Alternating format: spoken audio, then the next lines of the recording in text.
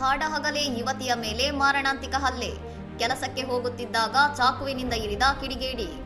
ಮಧ್ಯಪ್ರದೇಶದ ಉಜ್ಜಯಿನಿ ನಗರದ ಜನನ್ಬಿಡ ಫ್ರೀಗಜ್ ಔಷಧಿ ಮಾರುಕಟ್ಟೆಯಲ್ಲಿ ಪೂಜಾ ರಜಕ್ ಎಂಬ ಯುವತಿಯ ಮೇಲೆ ಅಪರಿಚಿತನೊಬ್ಬ ಹಲವು ಬಾರಿ ಚಾಕುವಿನಿಂದ ಇರಿದು ಭೀಕರ ಹಲ್ಲೆ ನಡೆಸಿದ್ದಾನೆ. ಫಾರ್ಮಸಿ ಕಂಪನಿಯೊಂದರಲ್ಲಿ ಕಂಪ್ಯೂಟರ್ ಆಪರೇಟರ್ ಆಗಿ ಕೆಲಸ ಮಾಡುತ್ತಿದ್ದ ಪೂಜಾ ಶುಕ್ರವಾರ ಮಧ್ಯಾಹ್ನ ಕೆಲಸಕ್ಕೆ ತೆರಳುತ್ತಿದ್ದಾಗ ಈ ಘಟನೆ ನಡೆದಿದೆ.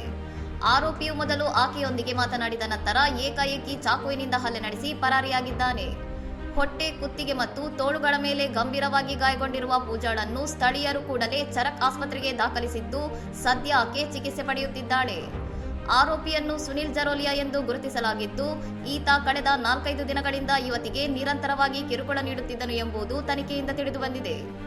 ಈ ಕುರಿತು ಪೂಜಾಳ ಕುಟುಂಬ ಸದಸ್ಯರು ಸುನಿಲ್ನನ್ನು 2 ದಿನಗಳ ಹಿಂದೆಯೇ ಎಚ್ಚರಿಸಿದ್ದರು. ಆದರೂ ಆತ ಈ ಕೃತ್ಯವನ್ನು ಎಸಗಿದ್ದಾನೆ. ಪ್ರಕರಣ ದಾಖಲಿಸಿಕೊಂಡಿರುವ ಉಜ್ಜಯಿನಿ ಪೊಲೀಸರು ಆರೋಪಿ ಸುನಿಲ್ನನ್ನು ಬಂಧಿಸಲು ವಿಶೇಷ ಪೊಲೀಸ್ ತಂಡಗಳನ್ನು ರಚಿಸಿದ್ದಾರೆ. ಡೆಂಡಿಯಾ ಗ್ರಾಮದ ನಿವಾಸಿಯಾಗಿರುವ ಆರೋಪಿಗಾಗಿ ಶೋಧ ಕಾರ್ಯಾಚರಣೆ ತೀವ್ರಗೊಂಡಿದೆ. ಇನ್ನಷ್ಟು ಸುದ್ದಿಗಳಿಗಾಗಿ ನೋಡ್ತಾ ಇರಿ ಸೌರಂ ಟಿವಿ.